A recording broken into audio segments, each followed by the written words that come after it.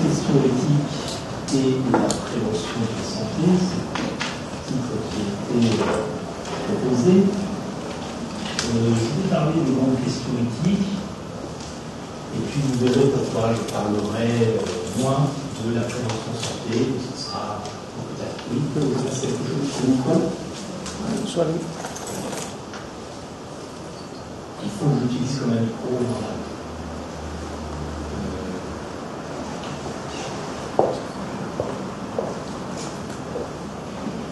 Ah, c'est bon, ouais. Donc, je commence par une question très générale. Qu'est-ce que l'éthique ?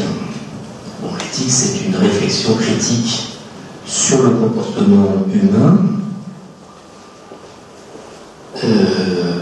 Évidemment, en partant d'une définition aussi générale, eh bien, on peut dire que l'éthique englobe tous les comportements, du plus intime, du plus invisible, au plus manifeste, au plus socialement appréciable. Par exemple, avoir une idée, avoir un sentiment, ça relève de l'éthique. Et donner des informations à quelqu'un, ou bien lui donner des ordres, ça peut relever aussi de l'éthique.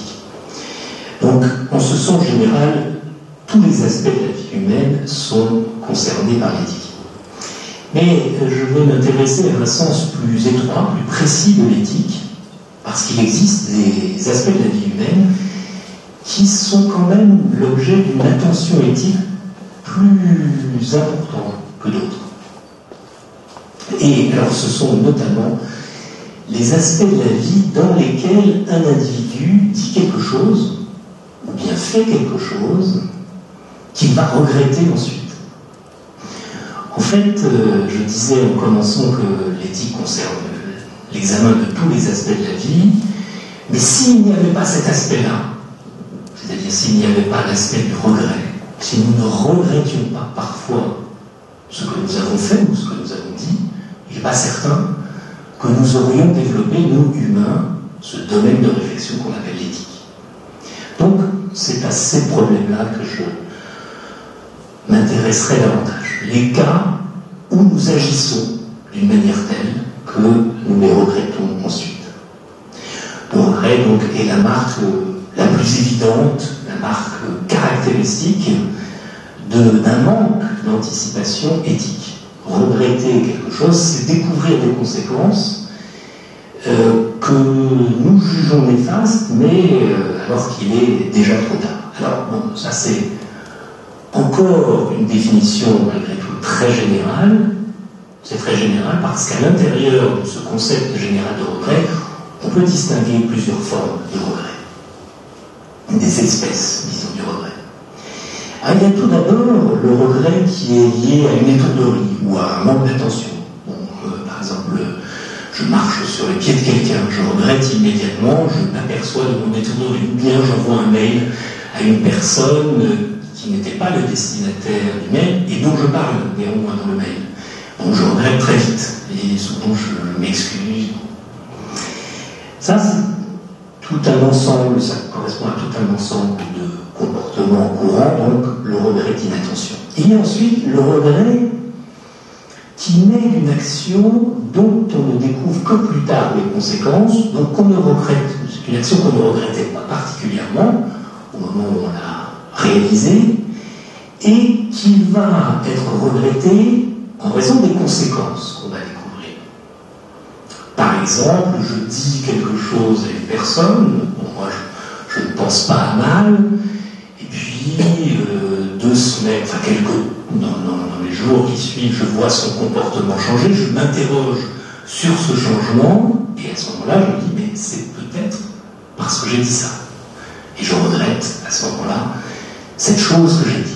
Alors, dans ces deux genres de regrets, le regret d'inattention comme le regret différé, il y a quelque chose de commun. Ce qui est commun, c'est le fait qu'au moment où nous faisons l'action que nous allons regretter, nous n'avons pas du tout idée du regret qui va suivre. Alors, ça, donc, c'est un grand ensemble de situations de regret, mais il y a un autre ensemble qui est plus intéressant du point de vue éthique, qui correspond au cas dans lesquels, au moment où nous accomplissons l'action que nous allons regretter, nous le regrettons déjà. Nous sommes déjà conscients du regret qui va venir. Troisième sorte de regret. Il y a donc une sorte de regret qui correspond au cas où on accomplit quelque chose tout en le regrettant déjà. Et là encore, à l'intérieur de cette forme de regret, on peut distinguer au moins deux grands cas. Il y a le cas du regret problématique, c'est le cas où un regret est lié à l'examen d'une situation, et cet examen nous montre qu'il n'y a pas d'issue, de bonne issue. Il n'y a pas d'issue favorable, et nous ne voyons d'une situation que deux issues, ou plus que deux, défavorables.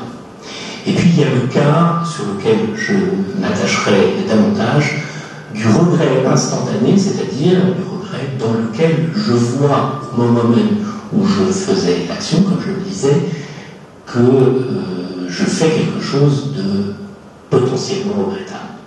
Alors pour le premier cas, je le détaille un petit peu, mais je vais surtout m'attacher au second, on le trouve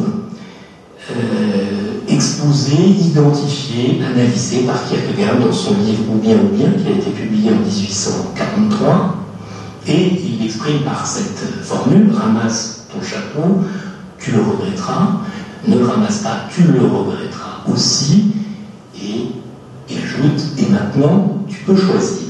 Deux options qui apparaissent donc chacune comme débouchant sur une issue funeste ou néfaste, négative. C'est le cas typique qui est décrit dans un très grand nombre de romans de l'homme qui s'interroge sur l'opportunité de se marier. Il se dit, bon alors, si je me marie, je perds ma liberté. Bon, il sent qu'il va regretter ce choix. Et si je ne me marie pas, je perds cette personne que j'aime, qui elle veut se marier, hypothèse, et donc je vais le regretter aussi. D'un côté comme d'un autre, regret.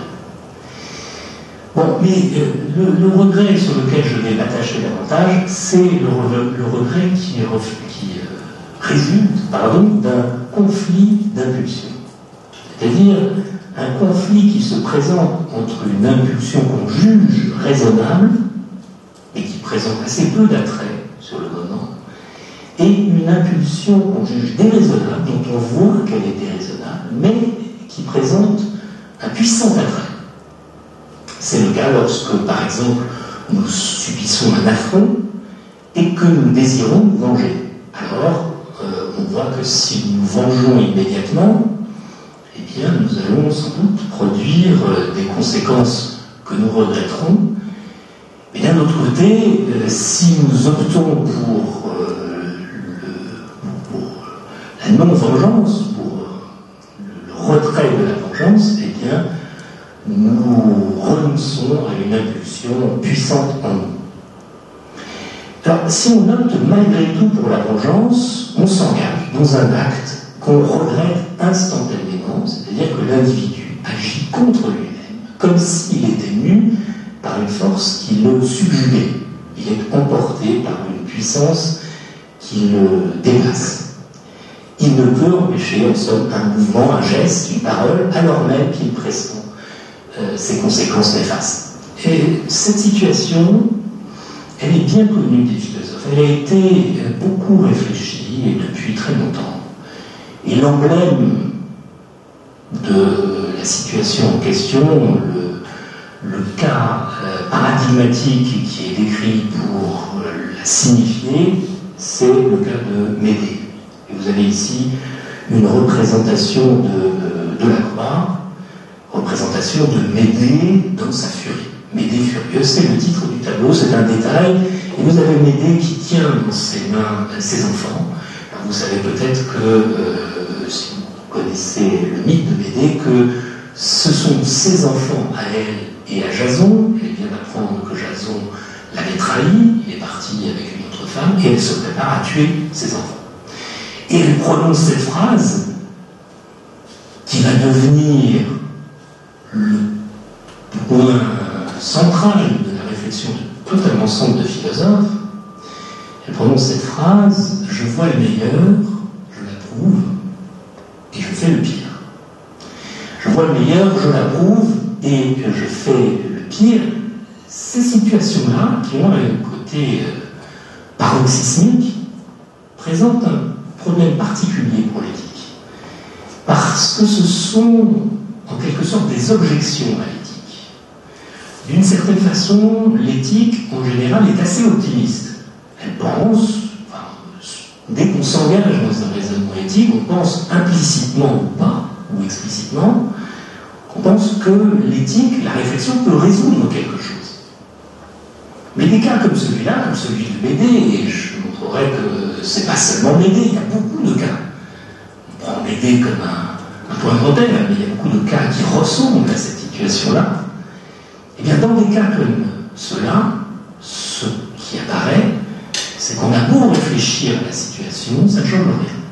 On a beau avoir anticipé ce qui se passe, on a beau être lucide, Médée est lucide sur les conséquences de son crime, néanmoins, elle l'accomplit quand même.